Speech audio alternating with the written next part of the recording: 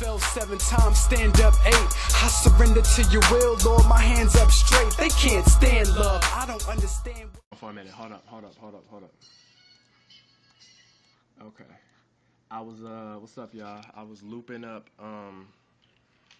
Dear Moleskin, J Electronica joint, and I'm probably about 12 bars into it, and it's disgusting, man. I start going in, you know what I'm saying? But I should have been halfway done with this by now. I should be on like episode like 9 or 10, but this is episode 3 of Dream Interpretation, so I'm sorry. I've been really busy trying to finish the CD, but it's done. I wish I had my iPod to show you guys, but it's done. You know, so it's supposed to get pressed up this weekend, and hopefully we'll have it out to you guys in the next few weeks. So we're gonna give you more information as far as, you know, where to order it from, how to get it, you know, how that's gonna go. I'm gonna put out another vlog probably next week, and you know, give you guys that information. But Dream Interpretations episode 3 is basically, I'm gonna talk about the album's single, which is called Rearview, produced by Doc for Rough Draft Entertainment. Big shout out to Doc. Big shout out to Big T, everybody over at Rough Draft Entertainment. They're like family. I've been working with them since 2002, 3, since the IRC days, the Soul days, you know what I'm saying?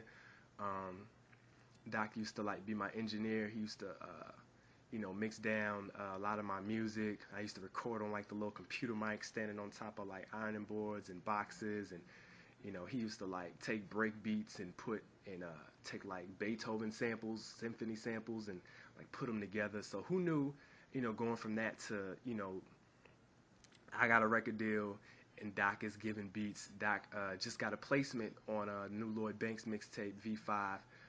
Track 3, I can't say the title of the song because, you know, it's got a cuss word in it, and I ain't trying to cuss, but, you know, big shout out to Doc, man. I'm proud of you. Congratulations if I haven't told you already. But anyway, basically the concept of Rearview, I've had both beats for about 2, almost 3 years. Just like Sandman said with Heaven on Earth, I sit on a lot of my producers' tracks, and they kind of get mad at me because they think I don't like them, when actually I probably have enough material to record like a Illmatic, a Reasonable Doubt, a Blueprint, like just a classic, you know, and I'm just sitting on them. I'm just waiting on the right time for them to come out, and they're definitely going to come out really soon. So, you know, I was actually driving in the car, and I was, you know, just listening to Doc's beats. I probably got like 300 of his beats just in a folder on my iPod, and I was just looking at them, and I was just going through them. I'm tripping, and you know, the beat started playing, so I kind of start rapping. I kind of start freestyling to it a little bit. I grabbed my phone. I freestyled both verses, and then I pulled over, and I kind of, you know, put them together. So I basically wrote it in the car while I was driving one night. It was like 10 o'clock at night. Summertime. I had like a box of Popeyes on the passenger seat, like I was eating, freestyling, and, you know, just trying to figure concepts. The concept of the song, basically, like, I went to school in a really small city, and in a small city like that, it's really easy to like get caught up in to get labeled and then live up to that label. Like, when I was in high school, I hung out with all the like the pretty thugs. Like, we all used to like get girls and rap and fight, and like that's all we used to do.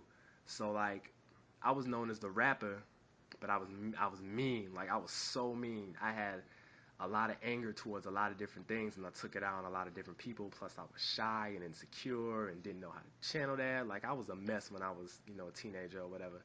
So I noticed, like, when I talk to people now, because I'm changed, and, you know, I've grown up, and I've gone through so much, and I've learned from it and things like that. Like, people still expect me to act that certain way, because whenever I go back to Colorado Springs, where I went to school at, like, a lot of people look exactly the same, or they act exactly the same, and it's depressing. Like, I get depressed every time I go back there, and, you know, for me to get out that situation and, you know, just be a completely different person, it almost shocks a lot of different people, and their word, they're like, well, how come you ain't doing this? How come you ain't doing that? And it's just not really a concern of mine. Who cares? I'm not really into all that.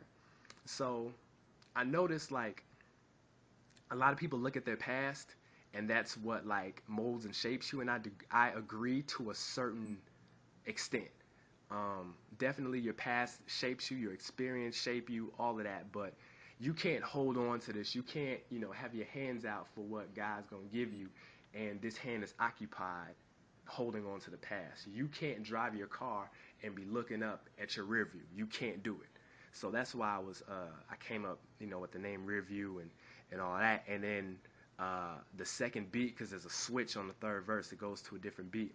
That was to represent where, when you make the decision that you're actually going to change, you have to know where you're going. You have to.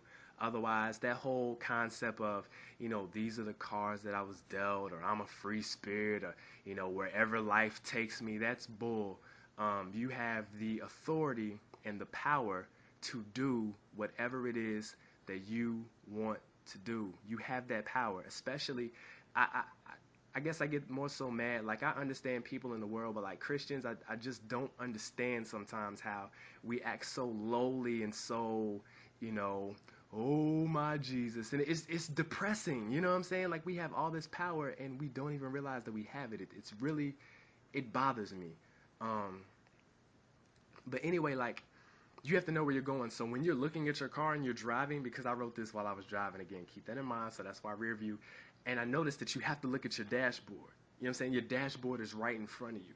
That shows where you're going, in order for you to look straight, to see where you're going. I mean, I'm not going to try and make it extra deep for y'all. It just is what it is. So that's basically, the concept. I didn't get too deep because I knew it was going to be the single. I knew it was going to be something that I was going to be performing. And that's basically it. So again, I'm probably going to leak it on Friday. Don't hold me to that. I keep giving y'all dates, and then like I never hold up to them. So probably Friday. I will be leaking it courtesy of the9elements.com.